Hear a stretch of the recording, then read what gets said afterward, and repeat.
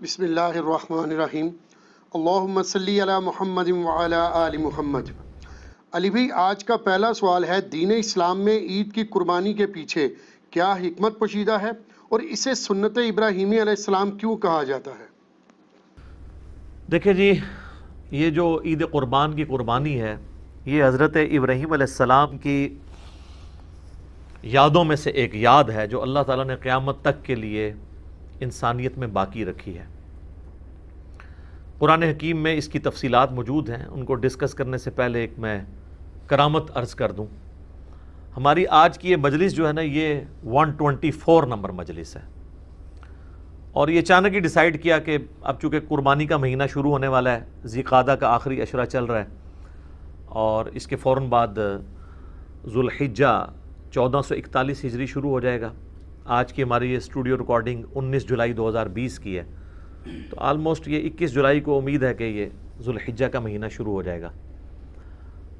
تو یہ اچانک سب کچھ ہوا، اور پھر ہم نے پچھلے ہی ویک میں یہ فلوٹ کر دیا اپنے واٹس ایپ گروپس میں کہ پوری دنیا سے سوالات کلیکٹ کیے جائیں تاکہ کوئی سوال باقی نہ رہے۔ یہ 50 کے قریب سوالات ہم نے اکٹھے کیے، تو میرے دل میں ایک قلق تھا کہ کاش یہ 125 نمبر مجلس ہوتی، کیونکہ یہ ہماری اسپیشل مجلس ہے، 124 نہ ہوتی۔ پھر میرے دماغ میں ایک بات آئی کہ میں قرآن حکیم میں کوئی صورت ایسی کھولوں جس میں 124 نمبر آیت مجھے ایسی ملے جس کا تعلق ڈائریکٹلی ابراہیم علیہ السلام کے ساتھ ہو، اگر ڈائریکٹ نہ بھی تو انڈائریکٹلی ہو۔ تو یہ اللہ کی طرف سے کرامت ہوئی کہ سورۃ البقرہ جب میں نے کھولی نا، تو اس کی آیت نمبر 124، اور ہماری آج کی مجلس بھی مجلس نمبر 124، وہ اسپیسیفکلی ابراہیم علیہ السلام کی ساری قربانیوں کو ایک جگہ پہ اللہ تعالیٰ نے ڈسکس کیا ہے۔ سورۃ البقرہ آیت نمبر 124، اعوذ باللہ من الشیطان الرجیم، بسم اللہ الرحمن الرحیم۔ وَإِذِ ابْتَلَىٰ إِبْرَاهِيمَ رَبُّهُ بِكَلِمَاتٍ فَأَتَمَّهُنَّ، اور جب جب آزمایا ابراہیم کو اس کے رب نے جن جن باتوں میں، فَأَتَمَّهُنَّ، وہ تمام باتوں میں پورا اترے۔ ابراہیم علیہ السلام کی اللہ تعالیٰ ہمارا جب بھی آزمائش کی گئی، وہ آزمائش میں 100/100 نمبر لے کے کامیاب ہوئے۔ قال انی جاعلک للناس اماما، یہ اسی آیت میں، تو ہم نے بھی پھر کہا کہ ابراہیم، ہم تمہیں پوری انسانیت کا امام بنائیں گے۔ قال ومن ذریتی، تو انہوں نے عرض کیا، اے اللہ میری اولاد کا کیا بنے گا؟ قال لا ینال عہد الظالمین، اللہ نے فرمایا تمہاری اولاد میں جو ظالم لوگ ہیں نا، ان تک میرا یہ وعدہ نہیں پہنچے گا، یعنی اس میں امپلائڈ ہے کہ جو ظالم نہیں ہوں گے ان تک وعدہ پہنچے گا۔ بنی اسرائیل میں پہنچا ہے، انی فضلتکم علی العالمین، اور اس کے بعد بنو اسماعیل میں ہمارے محبوب صلی اللہ علیہ وآلہ وسلم آئے، اور یہ سارا معاملہ آگے سے چلا۔ ہم یہ کہتے ہیں ہم دین ابراہیمی کے اوپر ہیں، نبی علیہ السلام کو جس دین کی پیروی کا حکم دیا گیا وہ دین ابراہیمی ہے۔ ملت ابیکم ابراہیم وسماکم المسلمین من قبل وفی ھذا، پیروی کرو ابراہیم علیہ السلام کی ملت کی جس نے تم سے پہلے ہی تمہارا نام مسلم رکھ دیا تھا، اور اللہ نے بھی اس قرآن کے اندر تمہارا نام مسلم رکھا ہے۔ تو ابراہیم علیہ السلام کی زندگی قربانیوں سے پر ہے، اس میں کئی ایک واقعات ہیں جو ہماری اس شریعت کا حصہ ہیں، مختلف عبادات کی رسومات کے طور پہ۔ انہی میں سے ایک عبادت جو ہے وہ حج کی عبادت بھی ہے، اور اس میں اللہ تعالیٰ نے قربانی کی سنت کو قیامت تک کے لیے باقی رکھا۔ اسپیسیفکلی تو یہ حج والوں سے ریلیٹڈ ہے۔ اب جو لوگ حج کے لیے نہیں جا سکتے، صاحب استطاعت نہیں، تو ان کے لیے پوری دنیا میں سنت ابراہیمی کو جاری کر دیا گیا عید قربان کی قربانی کی صورت میں۔ تو اس کے پیچھے جو اللہ تعالیٰ نے ایک ظاہری سبب بنایا حضرت ابراہیم علیہ السلام کی قربانی کا، اس کا ذکر سورہ الصافات کی آیت نمبر 100 سے آنورڈ موجود ہے۔ پارہ نمبر 23 کے اندر ابراہیم علیہ السلام کے اس واقعے کا ذکر ہے جس کی وجہ سے یہ سنت باقی رکھی گئی، اس میں اس کا ذکر بھی آ جائے گا۔ ابراہیم علیہ السلام کے بارے میں اللہ تعالیٰ فرماتا ہے کہ جب وہ اپنی قوم کو چھوڑ کے اتنی قربانیوں کے ساتھ نکلے، ہجرت انہوں نے اختیار کی، تو انہوں نے اللہ کے حضور دعا کی، ربی حب لی من الصالحین، اے میرے رب مجھے صالحین میں سے اولاد عطا فرما۔ 87 ایئرز ایج ہو چکی ہے ابراہیم علیہ السلام کی، بے اولاد ہیں، 87 سال عمر، بیوی بھی بڑھیا ہو چکی ہے، 80 پلس ہے۔ اب وہ اللہ سے دعا کر رہے ہیں اللہ مجھے اولاد دے۔ 87 سال کی عمر میں ان کو اولاد ملتی ہے، اور وہ بچہ جب 12 سال کا ہوتا ہے، چلنے پھرنے کے قابل ہوتا ہے ان کے ساتھ۔ ابراہیم علیہ السلام کے بڑھاپے کا سہارا 99 ایئرز ان کی ایج ہو چکی ہے، اس وقت اللہ تعالیٰ کی طرف سے ایک حکم آ جاتا ہے انتہائی آزمائش والا۔ تو اللہ تعالیٰ ہمارا فبشرناہ بغلام حلیم، ہم نے انہیں ایک حلم والے بچے کی بشارت دی، بڑا صابر بچہ تھا۔ فلما بلغ معہ السعی، جب وہ ان کے ساتھ چلنے پھرنے کے قابل ہوا، یعنی 12 سال کی اس کی عمر ہوئی۔ اب یہ بچہ کون سا ہے اس میں اختلاف ہے، ایٹ لیسٹ مسلمانوں میں اہل سنت اور اہل تشیع تو اس پہ متفق ہیں آلموسٹ آج کی ڈیٹ میں، کہ یہ حضرت اسماعیل علیہ السلام ہے، جن کی نسل سے ہمارے محبوب صلی اللہ علیہ وآلہ وسلم پیدا ہوئے۔ لیکن اہل سنت میں ہی ایسے ائمہ ہیں جو یہ مانتے ہیں کہ اس سے مراد حضرت اسحاق ہیں، اور یہودیوں کا بھی یہ موقف ہے۔ بلکہ المستدرک الحاکم میں آپ کو کئی ایک روایتیں بھی ایسی ملیں گی، اگرچہ ان کی سند صحیح نہیں ہے لیکن اہل سنت کی کتابوں میں تو موجود ہے۔ اور اس سے بھی بڑھ کر امام طبری، ابن جریر طبری، جو اہل سنت کے پہلے مفسر ہیں، پہلے 300 سال کے مسلمانوں میں آتے ہیں، انہوں نے جو تفسیر ابن جریر جسے طبری کی تفسیر کہا جاتا ہے، اس میں انہی آیات کے کانٹیکسٹ میں وہ تو وثوق کے ساتھ کہتے ہیں کہ ذبیح اللہ جو ہے حضرت اسحاق ہے۔ اس حوالے سے سب سے جو انٹلیکچول بحث ہے وہ آپ کو تفہیم القرآن میں ملے گی۔ مولانا مودودی نے قرآن حکیم کی آیات سے ڈائریکٹلی تو ظاہر ثابت نہیں ہوتا، انڈائریکٹلی قرائن کے ذریعے ثابت کیا ہے کہ موسٹ پروبیبل ذبیح اللہ جو ہیں حضرت اسماعیل علیہ السلام ہے۔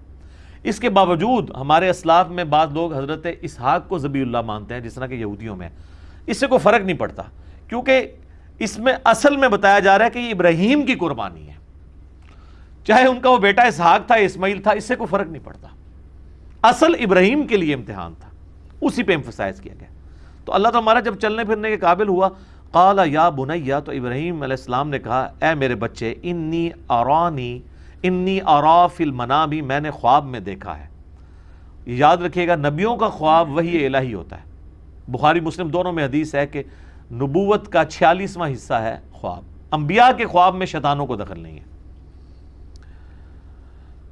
انی اذبحک فانظر ماذا تری، میں یہ دیکھ رہا ہوں کہ میں تمہیں خواب میں نے دیکھا کہ میں تمہیں ذبح کر رہا ہوں، تو بتاؤ تمہاری کیا رائے ہے۔ اب ظاہر ہے وہ بھی نبی کا بچہ تھا، اسے پتا تھا کہ جب نبی کو خواب دکھایا گیا تو اللہ تعالیٰ پریکٹیکلی یہ قربانی چاہ رہا ہے۔ ظاہر ہے کہ اب وہ اس ماں کی اولاد ہے کہ جس کو بیابان میں سورہ ابراہیم میں آتا ہے کہ حضرت ابراہیم علیہ السلام ایک بالکل بیابان جگہ میں مکے کے اندر چھوڑ کے چلے گئے اللہ تعالیٰ کے توکل کے اوپر۔ قال یا ابت افعل، انہوں نے کہا اے میرے ابا جان کر گزریے، ما تؤمر، جس کا اللہ نے آپ کو حکم دیا۔ ستجدونی انشاءاللہ من الصابرین، انشاءاللہ آپ مجھے صابروں میں پائیں گے، آپ کو جو آپ کے رب کا حکم ہے وہ کر گزرے۔ اللہ اکبر۔ فلما اسلم وتلہ للجبین، جب وہ ان دونوں نے سر تسلیم خم کیا۔ اچھا اللہ تعالیٰ اب دونوں کا ذکر کر رہا ہے، یعنی حضرت ابراہیم بھی اور ان کا بچہ بھی، اسماعیل ہوں یا اسحاق کوئی بھی، دونوں نے اللہ کے حضور سر تسلیم خم کیا۔ وَتَلَّهُ لِلْجَبِينَ، اور ماتھے کے بل لٹا دیا حضرت ابراہیم نے اپنے بچے کو۔ ماتھے کے بل اس لیے لٹایا کہ کہیں غلطی سے میری نظر بھی چہرے کی طرف نہ پڑے اور شفقت پدری جو ہے وہ کہیں پہ ٹریگر نہ کر جائے، تو میں دیکھوں بھی نہ۔ وَنَادَيْنَاهُ أَن يَا إِبْرَاهِيمُ، تو اللہ تعالیٰ فرماتا ہے عین اس موقع پہ جب وہ چھری چلانے لگے ہم نے پکارا کہ اے ابراہیم قد صدقت الرؤیا، بے شک تو نے سچا کر دکھایا اپنا خواب۔ اِنَّا كَذَلِكَ نَجْزِي الْمُحْسِنِينَ، بے شک ہم اس طریقے سے ہی جزا دیا کرتے ہیں محسنین کو۔ یعنی حضرت ابراہیم نے تو اپنے بچے کی لائف اور اپنی وہ محبت سٹیک پہ لگا دی تھی، بس وہ آخری لمحہ تھا نا، ادھر تک اللہ تعالیٰ لے آیا ایج کے اوپر جا کے۔ ان ھذا لہو البلاء المبین، اللہ تعالیٰ فرما رہا ہے یہ بہت ہی بڑی آزمائش تھی جو ہم نے ابراہیم پہ ڈالی۔ یار جس کو اللہ کہہ رہا ہے کہ یہ بہت بڑی آزمائش تھی، وہ آزمائش کتنی بڑی ہے، اور اس میں حضرت ابراہیم کی کتنی تعریف بیان ہوئی ہے۔ اللہ اکبر۔ تو اللہ تعالیٰ فرما رہا ہے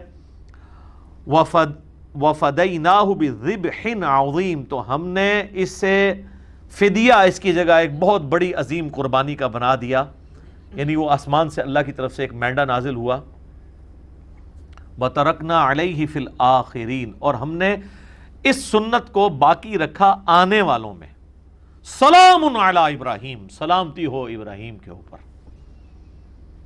کذالک نجزی المحسنین، اسی طریقے سے ہم اپنے نیکوکار بندوں کو بدلہ دیا کرتے ہیں۔ انہ من عبادنا المؤمنین، بے شک وہ ہمارے عبادت گزار بندوں، خاص بندوں میں سے تھے۔ وبشرناہ باسحاق نبیا من الصالحین، اور ہم نے بشارت دی پھر انہیں اسحاق کی جو صالحین نبیوں میں سے تھا۔ اسی کے تحت یعنی مولانا مودودی کا موقف ہے، چونکہ حضرت اسحاق کا ذکر بعد میں آ رہا ہے تو اس سے یہی لگ رہا ہے کہ حضرت اسماعیل تھے اور حضرت اسحاق ان سے چھوٹے تھے۔ تو قرآن میں یعنی جو تورات میں حضرت اسحاق کو ذبیح اللہ کہا گیا ہے، لیکن چونکہ وہ ٹیمپرڈ فارم میں ہے، مہیمن اس پہ نگہبان تو یہ والی کتاب ہے، تو اس میں جو اشارہ ہے وہ حضرت اسماعیل کی طرف ہی ملتا ہے۔ تو اللہ تعالیٰ فرما رہا ہے کہ یہ جو ہم نے اس قربانی والی سنت کو آنے والوں میں باقی رکھا، حج کی شکل میں بھی باقی رکھا اور عید قربان کی شکل میں بھی باقی رکھا۔ اور سورۃ الحج میں اللہ تعالیٰ نے حج کی قربانی کا ذکر کیا ہے، اور اس قربانی کو شاعر اللہ اللہ تعالیٰ نے ڈکلیئر کیا ہے۔ اور یہ والی جو ہم جس قربانی عام جو عید قربان کا ذکر کر رہے ہیں، یہ بھی اس پہ تو پوری صورت ہے، انا اعطیناک الکوثر فصل لربک وانحر، اپنے رب کا نام لے کر قربانی کرو اور نحر کرو۔ تو یہ حضرت ابراہیم علیہ السلام کی یادیں ہیں جی، جو اس امت میں باقی ہیں سنت ابراہیمی کی شکل میں۔ لیکن اس میں اللہ تعالیٰ نے ایک بات کلیئر کٹ فرما دی، سورۃ الحج میں قربانی کا ذکر آیا تو اللہ تعالیٰ نے فرمایا کہ اللہ تعالیٰ کو نہ تو تمہاری ان قربانیوں کا خون پہنچتا ہے، نہ ہی ان قربانیوں کا گوشت پہنچتا ہے، بلکہ اللہ تمہارے دلوں کے تقوی کو چیک کرتا ہے۔ اسی کو سپورٹیو وہ صحیح مسلم کی حدیث ہے کہ اللہ تعالیٰ تمہاری شکلوں اور مال کو نہیں دیکھتا، دلوں اور اعمال کو دیکھتا ہے، کہ کس نے اللہ تعالیٰ کے لیے کمٹمنٹ شو کی ہے، اس کا اخلاص اللہ کے لیے کتنا ہے۔ تو اس حوالے سے ایک آخری بات میں کر دوں، پھر انشاءاللہ اگلے سوالات کی طرف چلتے ہیں، کہ حضرت ابراہیم علیہ السلام کی شخصیت وہ شخصیت ہے کہ ہمارے نبی کو ان کی پیروی کا حکم دیا گیا قرآن میں کئی جگہ پہ۔ سورۃ الانعام کے اندر بڑی وہ وجد امیز آیات ہیں اس کے اینڈ پہ، چونکہ سورتوں کا اینڈ بڑا جاندار ہوتا ہے۔ قل اننی ہدانی ربی الی صراط مستقیم، اے نبی تم فرما دو بے شک میرے رب نے، مجھے تو میرے رب نے ہدایت کا راستہ دکھا دیا ہے، صراط مستقیم کا۔ دین القیم ملت ابراہیم حنیفہ، یہ دین وہ ہے جس کی طرف اللہ نے میری رہنمائی کی ہے، جو کھڑا ہے ابراہیم کی ملت پہ، جو حنیفہ تھے، سب سے ٹوٹ کے ایک اللہ کے ہو جانے والے، وما کان من المشرکین، اور وہ مشرک نہیں تھے۔ سب سے بڑی ڈگری یہ ہے قیامت والے دن، کہنے کو تو یہاں پہ لاکھوں دعوے دار ہیں ہم شرک نہیں کر رہے، لیکن خواہش نفس کو بھی شرک کہا گیا۔ افرائیت من اتخذ الہہ ہوا، نبی بھلا اس شخص کو دیکھا جس نے اپنی خواہش نفس کو اپنا رب مان لیا۔ تو اس درجے میں کہ دنیا کا کوئی گناہ بھی دیکھا جائے تو وہ کسی نہ کسی درجے میں شرک کے شجر خبیثہ کی کوئی شاخ بنتا ہے، تو ہر اعتبار سے ابراہیم کو اللہ تعالیٰ نے محفوظ کیا ہے اور یہ ڈگری دی ہے، وما کان من المشرکین۔ قل ان صلاتی و نسکی، اے نبی فرما دو کہ بے شک میری نماز اور میری قربانی، ومحیای و مماتی، اور میرا جینا اور میرا مرنا، للہ رب العالمین، اس اللہ کے لیے ہے جو تمام جہانوں کا پالنے والا ہے۔ وَبِذَالِكَ أُمِرْتُ لا شریک لہ، اور میں اس کے ساتھ کسی کو شریک نہیں ٹھہراتا۔ وَبِذَالِكَ أُمِرْتُ، اور مجھے اسی کا حکم ہوا ہے، وَأَنَا أَوَّلُ الْمُسْلِمِينَ، کہ سب سے پہلے میں اللہ کے حضور سر تسلیم خم کروں، سب سے پہلا مسلم میں بنوں۔ انہی آیات میں جو ہے نا، قل ان صلاتی و نسکی، بے شک میری نماز اور میری قربانی، ومحیای و مماتی، اور میری زندگی اور میری موت کس کے لیے؟ اللہ کے لیے۔ اب آپ ذرا اس کو ریلیشن شپ دیکھیں، قل ان صلاتی و نسکی، میری نماز میری قربانی، و محیای و مماتی، میرا جینا اور میرا مرنا اللہ کے لیے۔ یہ جینے کا تعلق نماز کے ساتھ ہے۔ زندگی میں آپ نے نماز قائم رکھنی ہے تو آپ زندہ ہیں، جو بخاری مسلم میں حدیث ہے، جو اللہ کا ذکر کرتا ہے وہ زندہ ہے، جو نہیں کرتا وہ مردہ ہے۔ وَأَقِمِ الصَّلَاةَ لِذِكْرِي، میری یاد کے لیے نماز کو قائم رکھنا۔ حضرت موسیٰ کو نبی الاسلام اللہ تعالیٰ نے فرمایا تھا، جو سورہ طٰہٰ میں آتا ہے۔ تو زندگی کیا ہے؟ نماز، ان صلاتی و نسکی، اور دوسری چیز کیا تھی؟ قربانی۔ تو قربانی کا تعلق کس کے ساتھ ہے؟ موت کے ساتھ۔ ان صلاتی و نسکی و محیای و مماتی، نماز کا تعلق حیات کے ساتھ اور قربانی کا تعلق موت کے ساتھ۔ سر یہ جو آپ جانور قربان کر رہے ہوتے ہیں نا، یہ آپ یہ کہہ رہے ہوتے ہیں کہ میں اس جانور کو قربان کر کے سنت ابراہیمی کی یاد تازہ کر رہا ہوں کہ اوریجنلی تو ہمیں اپنی اولاد کو بھی اگر قربان کرنا پڑے اللہ کے لیے تو ہم کریں گے۔ یہ جانور تو ایک سمبل کے طور پہ ہے، اور اس سے بھی بڑھ کے اگر ہمیں اپنی بھی جان دینی پڑی، کیونکہ اللہ تو ادھر اپنی جان کی بات کر رہا ہے نا، وَمَمَاتِي، میری موت اللہ کے لیے، بے شک میری نماز، میری قربانی، میرا جینا، میرا مرنا اللہ کے لیے ہے جو تمام جہانوں کا پالنے والا ہے۔ تو سر قربانی کا جو فلسفہ ہے نا، یہ بڑا، یعنی حج کا ایک ایک آپ رسم کو دیکھیں نا، جو جو اس میں رسومات ہمیں سکھائی گئی ہیں، ایک ایک جو مناسک کے اندر چیزیں آتی ہیں، وہ ہر ایک کے اندر ایک پورا فلسفہ ہے۔ سب سے بڑا تو احرام ہی دیکھ لینا جی، کفن کی علامت ہے جی، آپ نے انسلے کپڑے پہنے ہوئے ہیں، کوئی غریب ہے امیر ہے، سب کا سب ایک ہی لباس کے اندر ہے، ٹھیک ہے جی۔ تو یہ تو خیر ایک ڈیٹیل طلب ٹاپک ہے، چونکہ آج ہم قربانی کو ڈسکس کر رہے ہیں۔ تو یہ اللہ کی طرف سے ایک کرامت ہوئی ہے کہ سورۃ البقرہ کی آیت نمبر 124 کیٹاگوریکلی ابراہیم علیہ السلام کی قربانیوں کو اللہ نے انڈورس کیا ہے۔ اور آپ دیکھیں سورہ نجم میں آئے تو حضرت ابراہیم کے بارے میں وَإِبْرَاهِيمَ الَّذِي وَفَّى، ابراہیم وہ ہے جو وفا کرنے والا ہے اپنے رب کے ساتھ۔ ابراہیم اللہ کے ساتھ وفا کرنے والا۔